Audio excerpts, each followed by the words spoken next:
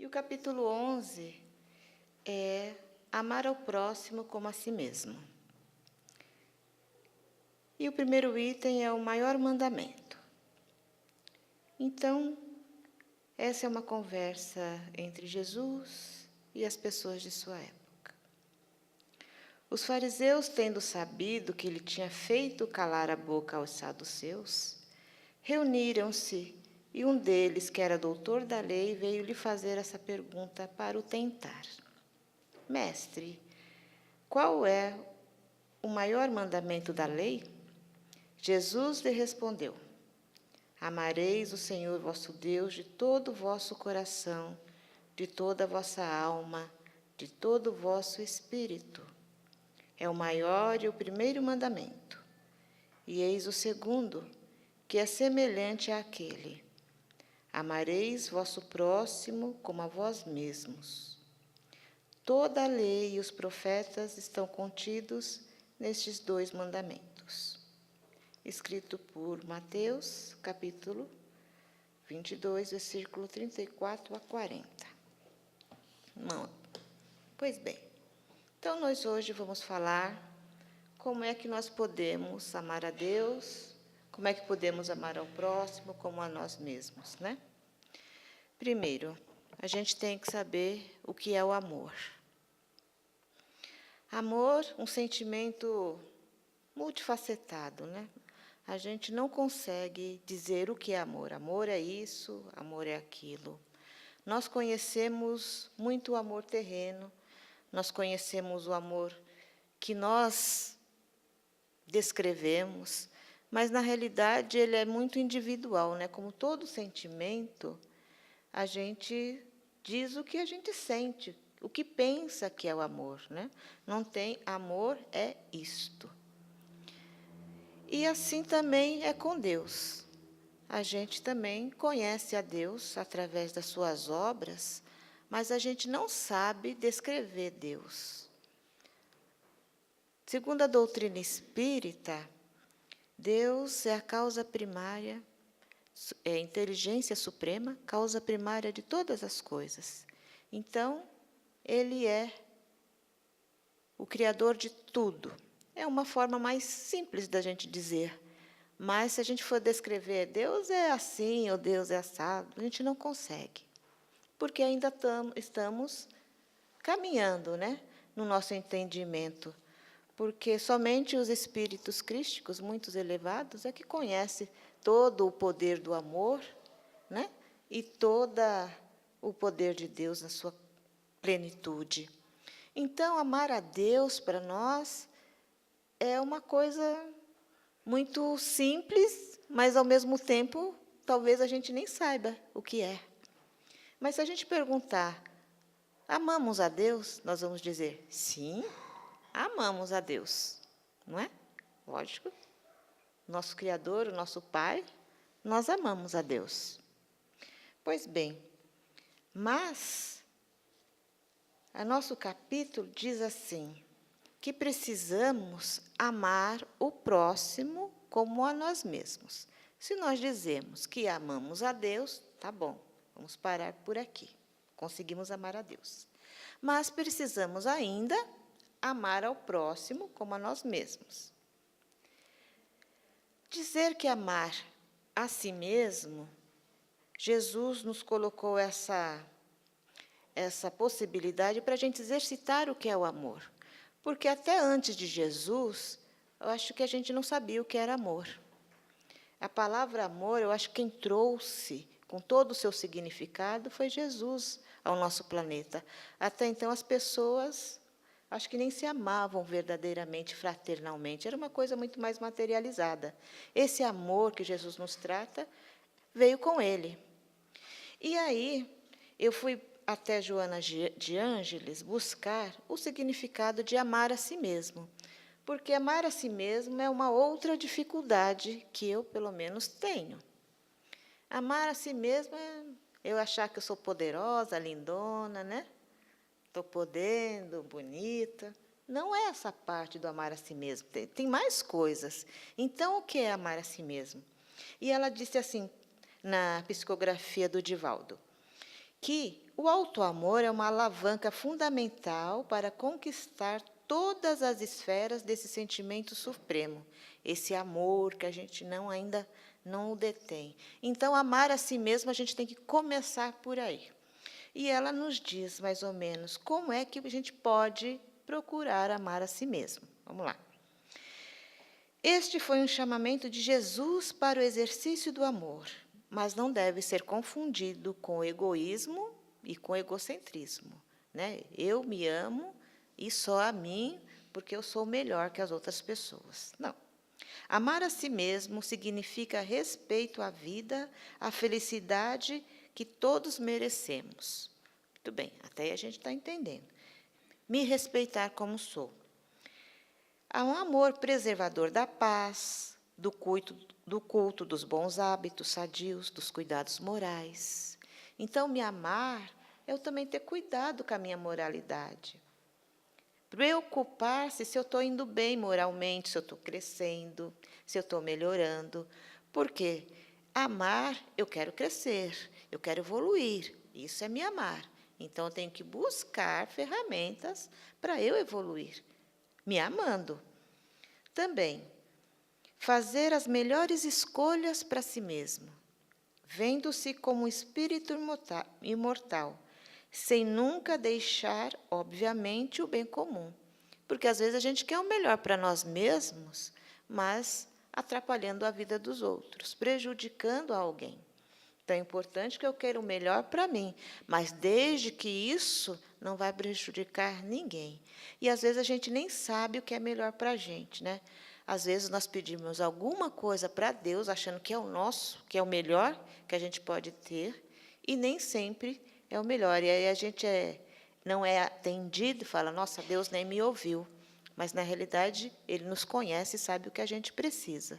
Nós devemos, então, escolher também amar mais a nossa família, da melhor forma possível, dedicando inteiramente aos relacionamentos, cultivando a paciência e a tolerância.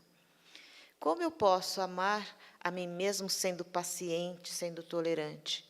Olha, porque eu estarei mais em paz, eu estarei menos nervosa, eu não terei problemas cardíacos.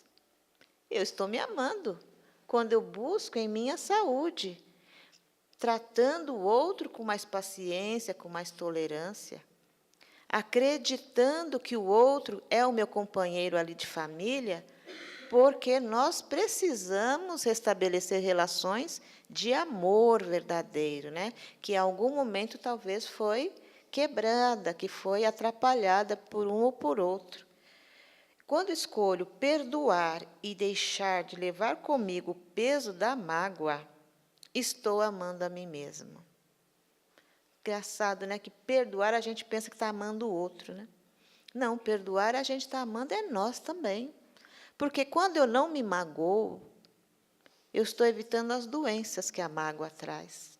Aquele peso, né? As úlceras, as gastrites, os cânceres, né? Que muitas vezes são causados por resquícios de mágoa, de rancor, que a gente fala assim, não, tudo bem, eu perdoo, mas não fale mais comigo, né? Mas a mágoa fica por muito tempo. Então, aqui Joana de Ângeles, ela vem com uma outra forma da gente amar a nós mesmos. Cada vez que eu beneficio alguém, eu tiro de mim uma carga maravilhosa e aí eu me amo. Porque eu não tenho peso, estou leve, estou me amando. Ela diz também, quando eu me aceito como sou e vejo minhas imperfeições, situações temporárias, uma vez que me esforço para corrigir meus erros, também estou amando a mim mesmo. Porque muitas vezes a gente não se aceita, né? Às vezes as pessoas vêm com algumas deficiências físicas, por exemplo, e passam uma vida não querendo ter aquele corpo, não querendo ter aquela aparência, não querendo ser magricela, não querendo ser gordinha, não querendo ser alta, não querendo ser baixa. Isso é tudo passageiro. Nós somos eternos, temos a eternidade para ter vários tipos de corpos, e principalmente as nossas imperfeições. Porque tem gente, pessoas, que se martirizam porque ainda não conseguem fazer algumas coisas, se dedicar a alguma coisa, que ainda sabe que precisa melhorar, mas fica ali, né? Pisando em si mesmo. Nossa, eu fiz isso de novo, eu fiz isso de novo. Vá tentando, mas vai leve. Ame-se. Todos nós temos muitas imperfeições, físicas e morais. E a gente nos aceitar-nos, também é nos amar, porque estamos em construções morais. Somos todos casas que estamos tentando montar um alicerce, alguns, outros estão erguendo as suas paredes vagarosamente, mas cada um na sua fase. Então, precisamos dedicar também, segundo ela, diariamente a um exame de consciência. Ao anoitecer ou ao amanhecer, um dia, em algum momento, o que eu estou fazendo? Será que eu estou indo bem? Será que eu preciso melhorar? Hoje eu fui um bom cristão? Hoje eu fiz o meu melhor? Porque assim a gente vai se conhecendo, é o autoconhecimento. Não, eu preciso melhorar naquilo ainda. E assim a gente se ama, porque eu estou querendo o meu melhor. Eu estou querendo crescer, estou querendo me evoluir. E ela diz que esses são pequenos exemplos de atitudes e pensamentos que a gente precisa se dedicar para aprender a se amar de uma forma geral. Não amar só, eu me amo porque eu sou bonitinha a si mesmo. Não. Eu me amo, eu quero o meu melhor até para o meu futuro. Estudando, aprendendo, buscando conhecimento, porque a gente evolui de duas formas, moralmente, intelectualmente. Preparando por um emprego melhor. Às vezes a gente quer um emprego tão bom, gostaria de um emprego tal, mas a gente está se preparando para ele, para quando a oportunidade vier, a gente estar apto a exercer. Mas se eu quero o melhor, eu também tenho que trabalhar pelo meu melhor. As faculdades, os exercícios. A gente fala, às vezes, eu aprendo na escola coisas que eu nunca vou ver mais na vida. Às vezes eu fiz um curso, eu não sei para que tinha aquela matéria. Eu nunca mais ouvi dizer que A mais B vezes C, sei lá o quê. Nunca vi. Aquele é um exercício para a nossa mente. Eu fiz uma vez um curso, eu fiz magistério. E nunca dei aula. E pensei, nossa, eu perdi 4 anos da minha vida, que antigamente era 4 anos no magistério, né? Não sei se é ainda, faz tanto tempo. E nunca lecionei. Foram 4 anos perdidos. Pensei isso muitas vezes, até chegar no centro espírita e me deparar com a evangelização infantil. Aí eu fiquei sabendo, vou usar tudo aquilo que um dia eu aprendi. A gente não sabe. Às vezes a gente pensa que é inútil, mas tudo que a gente aprende será usado por nós um dia. Na outra vida, não importa. Todo aprendizado é bom para o nosso crescimento. Se eu não tivesse aqueles 4 anos, como é que eu ia me lidar com 80 criancinhas, puxam aqui, outra ali? E hoje é tudo bem. Falo, nossa, ainda bem, né? Que sorte! Não é sorte, né? É Deus nos colocando em alguns caminhos que a gente não entende no momento. Mas a gente tem que ter a paciência de que Ele sabe o que é melhor para nós. Às vezes a mãe fala, faz esse curso. Ai, não, esse é horrível. Né? Quem sabe ela está tendo uma intuição, que alguém convida, vamos fazer o curso lá de médios. Deus me livre, não, tem medo de espíritos. Não precisa ter medo, a gente vai usar talvez no plano espiritual. Não é? Sempre seremos aproveitados. E assim a gente vai nos amando. Vamos nos preparando para o futuro, para envelhecer. E para desencarnar. Porque às vezes a gente pensa que a vida é uma passagem, né? Eu passo, né? Não é, gente. A vida só é mais uma etapa. Aqui a gente faz muitas coisas importantes que vamos responder quando nós desencarnarmos. Não é assim que a gente pensa, eu vou estudar isso aqui, porque daqui a pouco eu morro mesmo, pronto, fica tudo por aí. Sim, mas somos eternos. O que a gente vai fazer com a nossa eternidade? A gente não vai morrer nunca. A gente não acaba. Tudo em nós é eterno. Soremos para sempre, e cada vez melhor, como a nossa irmã disse, né? queremos crescer e precisamos nos amar mais, para então aprender a amar o próximo.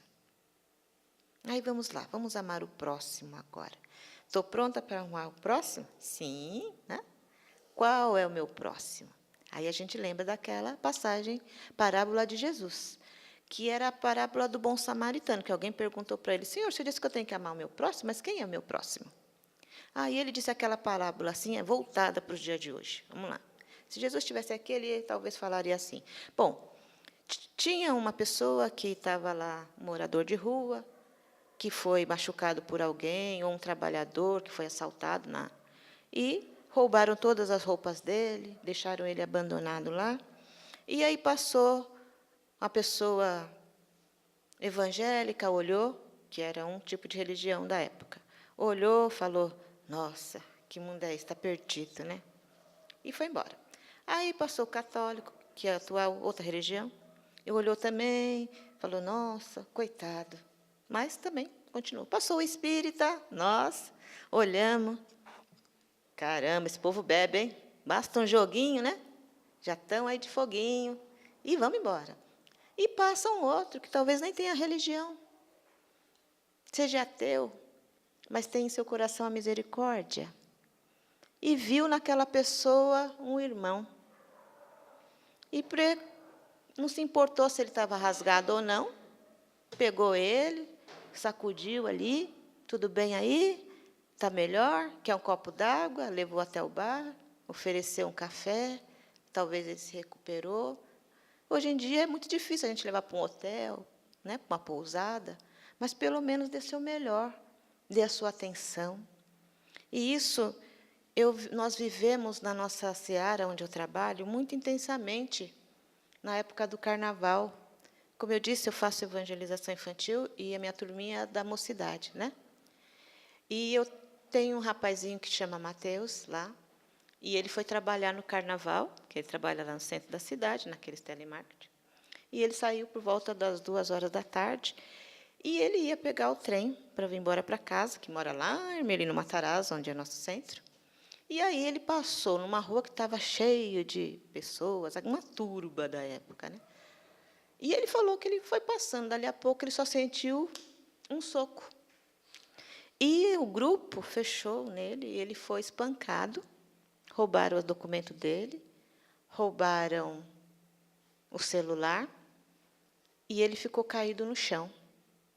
Ele foi acordado às 10 da noite, todo machucado. A boca estourada, que ele usava aparelho, cheio de marca, e alguém o sacudiu lá, senão porque ele tinha desmaiado. E aí ele, sem saber o que fazer, ele foi até o trem. Ele não tinha dinheiro, ele não tinha documento, ele não tinha como avisar ninguém. E chegou lá, na estação do trem, ele chamou o segurança e falou: olha, eu fui assaltado assim, todo machucado, sujo, e eu preciso ir para casa. E o segurança não foi um de nós. Deixou ele sair, entrar, e ele foi para casa. E eu acho que se fosse eu, se viesse ele, não o conhecesse, eu ia falar: está drogado, ainda quer meu dinheiro para ir embora para casa? E eu sou espírita.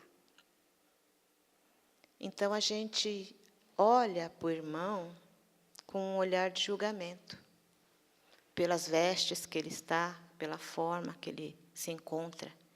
E isso aconteceu conosco.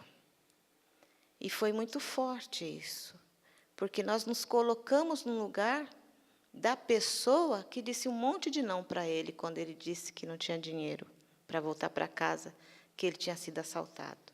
Quantos falaram: é mentira? Mas não era. E uma pessoa, que talvez não tivesse nem religião, abriu o portão e deixou ele entrar, e ele chegou em casa às 11 da noite, com a mãe desesperada, e contou o que aconteceu. Então, essa é amar ao próximo como a si mesmo. Porque a gente pode estar nessa situação, como Mateus esteve, e alguém o acolheu. Mas quantos passaram por ele? Centenas de pessoas. E alguém chutou. pelo menos deu um cutucãozinho. E o outro abriu a cancela do trem para ele ir embora, para casa. Essa é a parábola do bom samaritano atual, que a gente vê um monte de pessoas, mas cada vez que a gente vê alguém, a gente sempre julga. Será que ele é pobre mesmo? Será que ele está precisando? Né? Será? Esses são os nossos pensamentos, os nossos olhares. Mas, voltando aqui, para a gente aprender a amar o próximo, a gente tem que estar equilibrado. Porque se eu não consigo amar a mim, porque se eu não tenho esse sentimento que eu gostaria que alguém cuidasse de mim, eu não vou conseguir fazer ao outro. Jesus não disse que eu tenho que amar ao próximo mais que eu, ou tenho que amar a mim mais do que o próximo. Ele disse que eu tenho que amar ao próximo como a mim, na mesma medida, equilibradamente. Tudo que eu quero para mim, eu tenho que querer para o próximo. Tudo que eu desejo para mim, eu devo desejar para o próximo, independente se ele está muito próximo. E o mais próximo de nós, que é a nossa família, que está lá conosco, às vezes a gente não faz aquilo que gostaríamos que ele fizesse para nós. Às vezes a gente mal dá bom dia para o nosso próximo lá dentro de casa. Às vezes a gente fica de mal da mãe, fica emburrado com o marido, fica brigado com os irmãos. Mas talvez no serviço sejamos super simpáticos. Não é? Então, à medida que a gente vai conhecendo a doutrina espírita, a gente vê como a gente distorce os sentimentos quando se trata de amor. Porque a gente trata as outras pessoas como se fosse a melhor pessoa do mundo. Nossa, você é tão educada, né? Faz uma palestra tão linda. Olha, você estuda direitinho. Mas e lá em casa? Como é que eu sou? Não, deixa para lá. Não fala nada. Testemunha. Como eu sou, né? Como a gente magoa as pessoas que a gente diz que ama. Como, às vezes, uma palavra mal expressada, ou aquela que a gente não silenciou, pode deixar cair por água abaixo uma construção maravilhosa de um casamento, de uma amizade, né? Porque os tijolinhos são tão difíceis de ser colocados, mas para derrubar, a gente tira um de baixo, pluf, cai tudo, muito rapidamente. Então, a gente precisa conhecer-nos para aprender a amar o outro. E fazer o nosso melhor sempre, com todas as dificuldades. Aceitar o outro como ele é, porque, como eu disse anteriormente, cada um está na sua fase construtiva. Todos somos seres em construção. Chegaremos a um castelo maravilhoso, mas ainda estamos no alicerce básico. Às vezes tem gente que está com tijolinho a mais, tem gente que está com tijolinho a menos. E os nossos irmãos lá por fora também estão em graus diferentes de construção, mas a gente o analisa como se eles fossem terra pura, não tem nenhum tijolo ainda, né? E nós não conhecemos o interior de cada um. Então, é importante que a gente preste atenção quando chega alguma pessoa para nós e pede alguma coisa, ou solicita, que a gente não tem um olhar logo de falar, ele está precisando, não. Se eu soubesse que ele ia usar esse dinheiro para tal coisa, eu dava. Né? Porque, afinal de contas, eu trabalho, né? Meu dinheirinho, eu vou dar para um vagabundo? Eu vou sustentar meu dinheirinho, né? Aí a gente trabalha o nosso apego, porque somos egoístas. O nosso dinheiro não nos leva ao acrescimento moral, né? E como se nós fôssemos ficar muito paupérrimos, né? Por moedas pequenas, ou por apenas um passe, ou por uma palavra, ou por um boa tarde, um Deus te abençoe. A gente não vai sustentar o mundo, a gente vai dizer, não dá para cobrir um santo, descobrir outro, mas faça o seu melhor. O que é o seu melhor? O que você gostaria para você? Né? O que você gostaria que alguém te fizesse? Em João, ele está escrito assim, ó. Mente quem diz que ama a Deus e odeia o seu irmão. Por quê? Pois quem não ama seu irmão a quem vê, não pode amar a Deus a quem nunca viu. Lembra que no começo a gente falou que a gente amava a Deus? Mas a gente não sabe se ama realmente, sabe? Se ele vier numa figura diferente, né, personificada por uma pessoa meio assim, a gente vai tratar ele... Ah, mas se eu soubesse que era Deus, aí sim, aí ia ficar fácil. É bom a gente amar aquele que a gente sabe que é bom, que é legal, que é maravilhoso, né? Aquele que sabe que é justo. É fácil. Mas não é assim que se apresenta a Deus em nossas vidas, não é assim que Jesus se apresenta em nossas vidas, né? É de uma outra forma, da forma que a gente tem que tirar o nosso orgulho, desarmar o nosso preconceito, sentir-se incluído numa sociedade de 1000 variantes, que nós somos as pessoas, talvez, que temos acesso ao Evangelho. Tem pessoas que não têm. Quanto mais acesso temos, mais conhecimento, mais responsabilidade, mais amor a dar, mais condições de esclarecimento. Nós estamos aqui, todos nós reunidos aqui, buscando a Jesus. Queríamos que Jesus tocasse os nossos corações nesse instante. Tem muitas igrejas lotadas por aí. Eu acho que nunca teve tantas igrejas, tantos centros, cheios de pessoas. Mas e quando a gente sai daqui? O que a gente faz lá fora? Jesus disse assim: conhecemos a árvore por seus frutos. Quais são os nossos frutos? Que tipo de árvores ainda somos? Só damos frutos bons? Estamos usando o nosso evangelho aqui para nos fortalecer a árvore, para dar aquele adubo necessário para dar somente bons frutos? Que tipo de fruto estamos dando? Nós, para amar as pessoas, precisamos primeiramente respeitá-las. O amor não nasce do nada.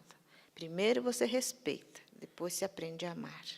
Porque não conseguimos ainda amar assim, de pronto. Então, mas respeita a criatura como ela é, com as suas falhas, com as suas dificuldades, com as suas imperfeições. Como você gosta de ser respeitado quando você não está num bom dia. Quando você faz alguma coisa errada, fala, putz, pisei na bola, mas você vai falar. Né? E a pessoa fica lá, cutucando, cutucando. O respeito é muito importante. Teve uma palestra que eu escutei, e eu vou contar algumas coisas que eu escutei nessa palestra, porque foi muito bom. A pessoa tinha uns 17 anos, e ele disse assim, mãe, eu vou para Micareta, porque eu já contei o meu abadá, o vô me deu, e eu vou pular carnaval. E a mãe falou assim, você não vai. Ah, mas eu já tenho. Não, mas você não vai. Aí ele falou assim, mas quando eu fizer 18 anos, então eu vou. Aí a mãe falou, não, você não vai. Ah, vou. Não, a mãe, bem assim, enquanto você morar aqui, embaixo do meu teto, te sustentar, né? A mãe fala assim mesmo. Você não vai. Quando você tiver a sua vida, aí você pode fazer o que você quiser, mas enquanto estiver aqui, você não vai para esse tipo de festa. E ele disse assim, e ainda quer que eu lhe ame fazendo isso comigo? Ela disse, eu não quero o seu amor, eu quero o seu respeito. Porque quando a gente respeita, a gente ama. Nem sempre quando a gente diz que ama, a gente respeita. E ele falou que agora é velho, sabe quanto a mãe tinha razão e quanto respeita e ama a mãe. Mas, no momento, a gente não compreende, a gente não entende. Então, se a gente não consegue amar ainda alguma pessoa, vamos respeitá-la como ela é, da forma que ela se apresenta nessa vida. Não é?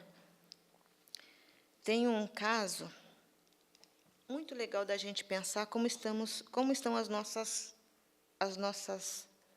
nossos frutos.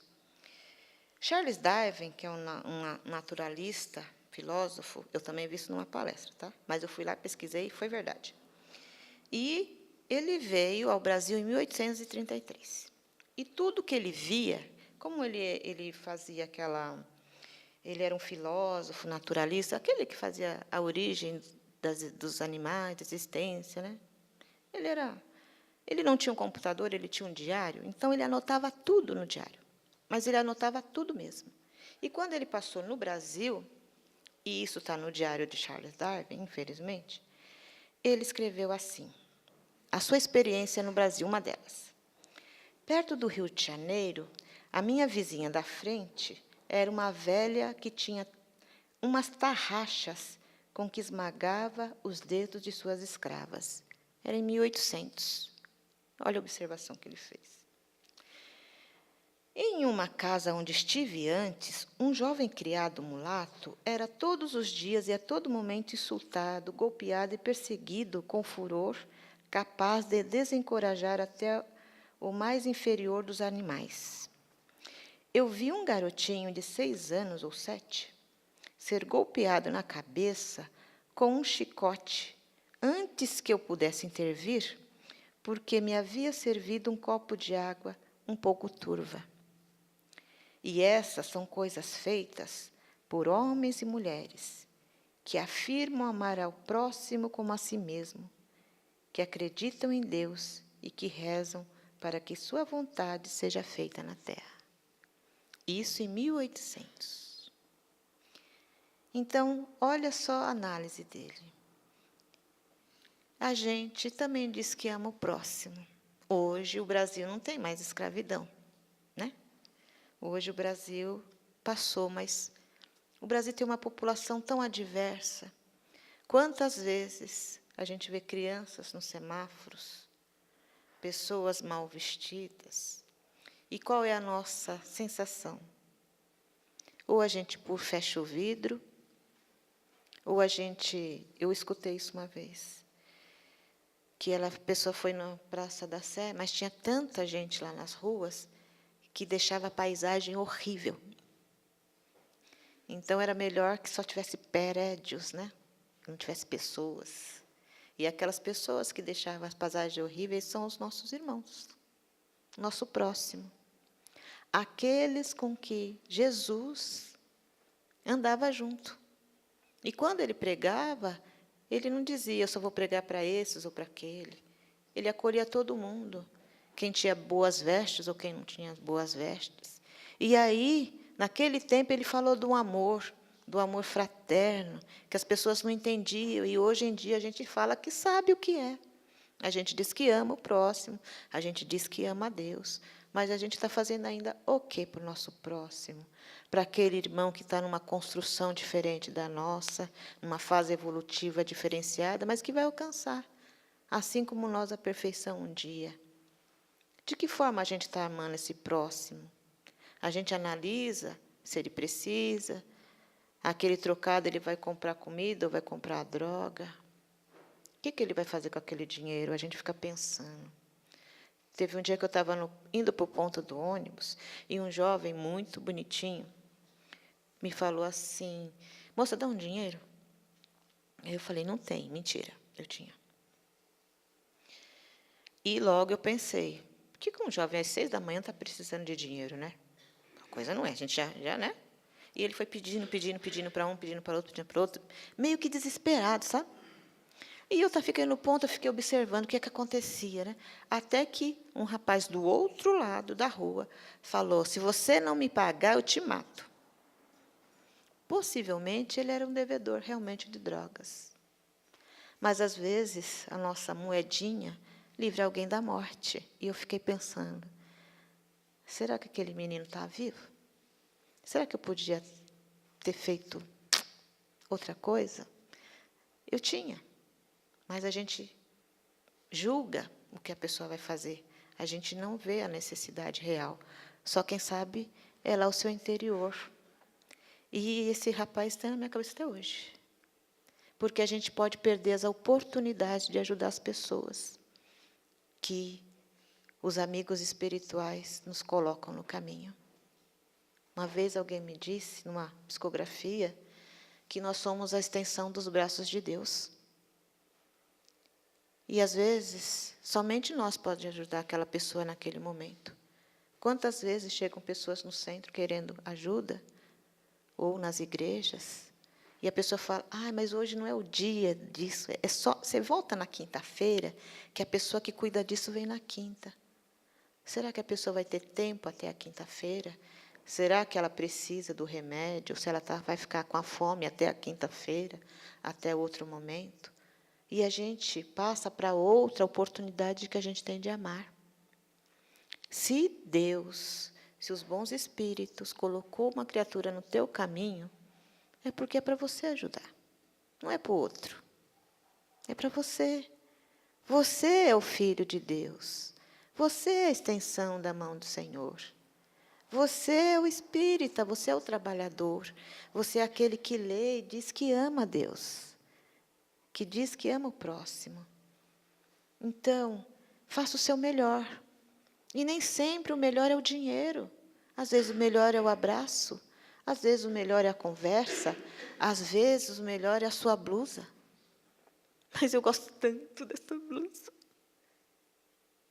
Mas ela só é mais uma no guarda-roupa. Tanta gente passando frio.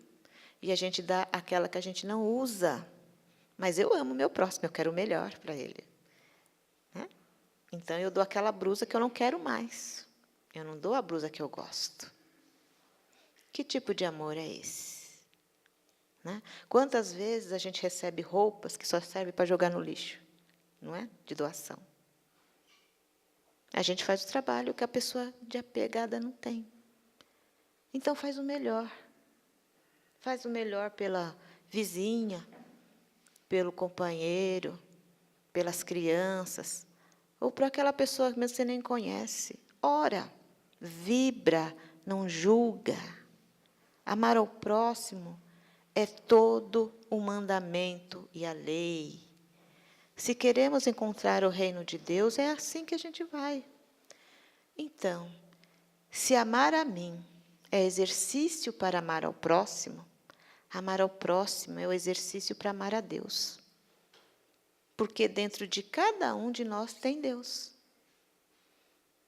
Então, quando eu amo aquele, eu estou amando a Deus. Simples assim. Então, essa palestra, essa passagem, ela faz com que a gente pense quanto ainda eu não sou honesto comigo. Quanto ainda eu minto, às vezes, para mim mesma. Eu penso isso comigo. Quando eu sento lá, quando Joana de Anjos falou, analisa as suas ações durante o dia. Para você se conhecer, eu preciso melhorar nesse ponto. Eu preciso. E não é só, é um problema de todos. Né? E a gente reclama, talvez, do país, de um país tem que melhorar, não tem jeito. Esse país precisa de pessoas mais honestas, precisa de pessoas mais amorosas, precisa de nós mais honestos, de nós mais amorosos. Houve uma pesquisa do IBGE, e as pesquisas elas fazem perguntas diversas. Faz uma pergunta aqui, depois volta ao mesmo assunto lá e vai modificando. Olha que interessante. Também ouvi isso numa palestra.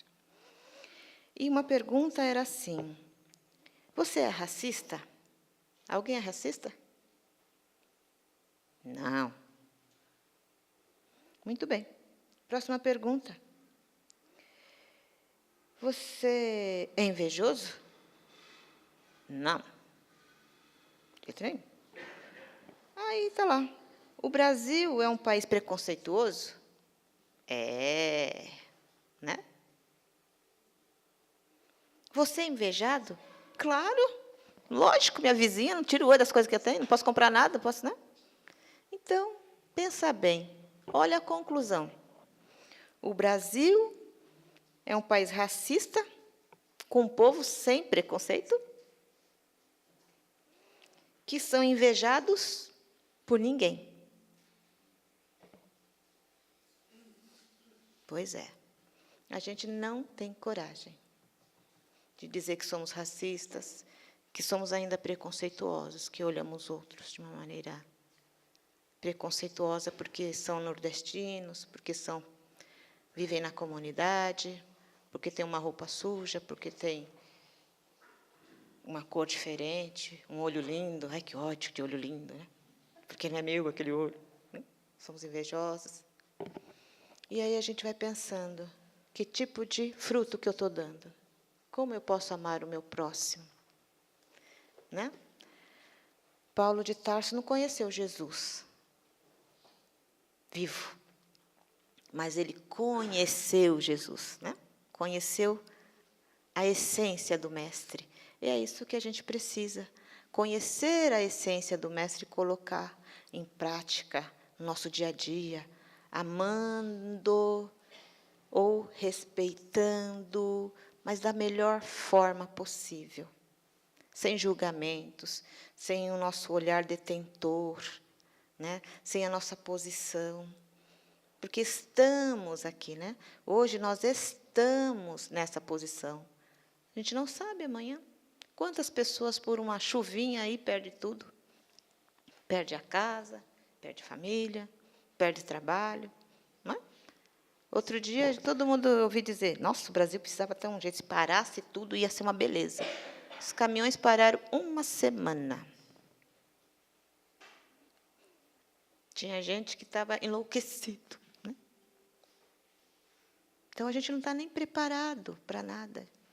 Tinha gente que já estava brigando um com o outro. Imagine aqueles que desejam guerra. Sabe? Vai ter uma guerra aqui no Brasil.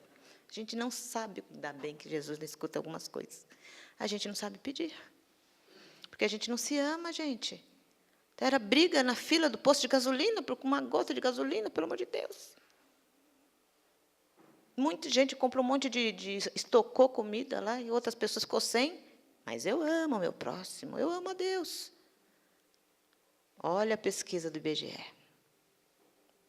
Né? Então, a gente precisa analisar ainda o nosso comportamentozinho, as nossas condutas, né? Para a gente realmente pegar o Evangelho e falar, estou aprendendo ainda. Né? Esse pontinho eu também vou aprender mais um pouquinho. Uma vez, perguntaram para a Madre Teresa o que ela era. Ela falava que o que ela fazia era uma gota no meio de um oceano, mas sem essa gota, o oceano era menor. Então, a gente pode fazer uma gotinha. Né? Se todo mundo fizer uma gotinha, o oceano cresce.